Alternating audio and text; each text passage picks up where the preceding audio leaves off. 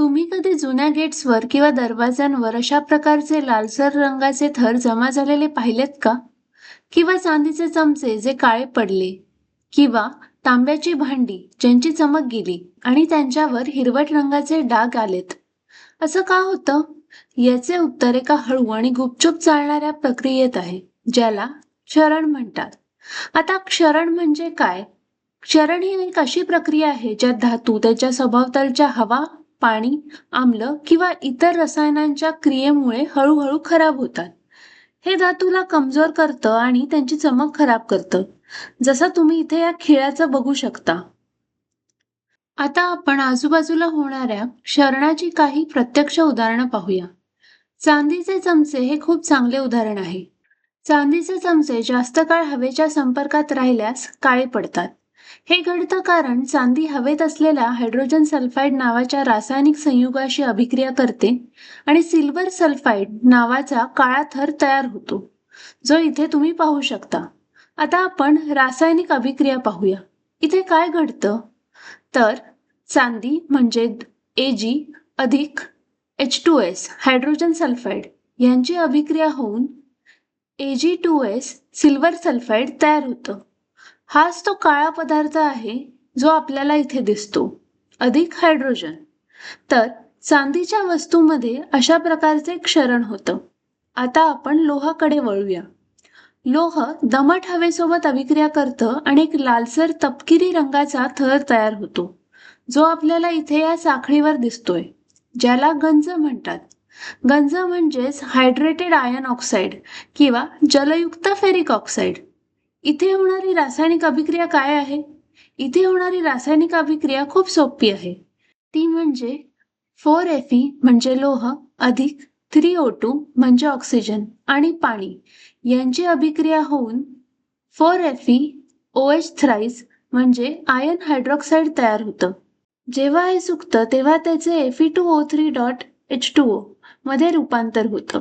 हाच तो भुरका रंग आहे जो आपण जुन्या लोखंडी सळ्यांवर आणि वाहनांवर पाहतो. तर Fe2O3.H2O हायड्रेटेड आयर्न ऑक्साईड आहे. आता तांब्याकडे वळूया. जेव्हा तांब्याच्या वस्तू जसं की ही भांडी किंवा अगदी स्टॅच्यू ऑफ लिबर्टी देखील हवा आणि आर्द्रतेच्या संपर्कात येतात, तेव्हा त्यांच्यावर कॉपर कार्बोनेट नावाचा हिरवट थर तयार होतो.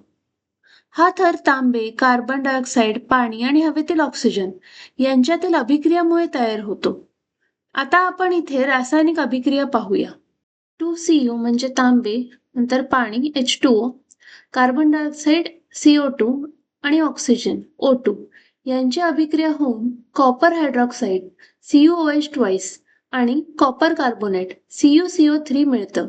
हे कॉपर कार्बोनेटच आहे जे तुम्हाला तांब्याच्या वस्तूंवर हिरवा थर म्हणून दिसतं. या प्रक्रियेला तांब्याचे कळकणे म्हणतात आणि म्हणूनच 300 वर्षाहून अधिक काळापूर्वी बनलेला स्टॅच्यू ऑफ लिबर्टी आता हिरवा झाला आहे. तो आता तांब्याच्या रंगाचा दिसत नाहीये, बरोबर? आणि शेवटी ॲल्युमिनियम पाहूया. आपल्याला माहिती आहे की ॲल्युमिनियम जेव्हा हवेच्या संपर्कात येतं तेव्हा त्याच्या पृष्ठभागावर ॲल्युमिनियम ऑक्साईडचा एक पातळ संरक्षक थर तयार होतो. याला संरक्षक थर का म्हणतात? कारण हा थर खरं तर पुढील क्षरण थांबवतो. म्हणजे कधी कधी क्षरण उपयोगी देखील ठरतं, बरोबर? आता रासायनिक अभिक्रिया पाहूया. 4Al म्हणजे ॲल्युमिनियम अधिक 3O2 ऑक्सिजन यांची अभिक्रिया होऊन 2Al2O3 ॲल्युमिनियम ऑक्साईड देतं, जो ॲल्युमिनियमच्या पृष्ठभागावर तयार होणारा थर आहे. बघा, क्षरणामुळे केवळ वस्तूंचे नुकसान होत नाही, तर यामुळे दरवर्षी मोठे आर्थिक नुकसान देखील होतं. लोखंडी पूल, पाईपलाईन आणि जहाजे क्षरित होतात आणि त्यामुळे त्यांची नियमित देखभाल करावी लागते. याउलट सोने आणि प्लॅटिनम यांसारख्या धातूंचे क्षरण अजिबात होत नाही. ते नेहमीच चमकदार राहतात, म्हणूनच त्यांना नोबल मेटल्स किंवा राजधातू म्हणतात. त्यामुळे पुढच्या वेळी जेव्हा तुम्हाला गंजलेले लोखंडी गेट, काळे पडलेले चांदीचे भांडे किंवा हिरवे झालेले तांब्याचे भांडे दिसेल, तेव्हा लक्षात ठेवा की निसर्गाची हळू रसायनशास्त्र तिथे आपलं काम करत आहेत. क्षरण आपल्याला शिकवतं की वेगवेगळे धातू किती क्रियाशील आहेत आणि त्यांना संरक्षित करणं किती महत्त्वाचं आहे.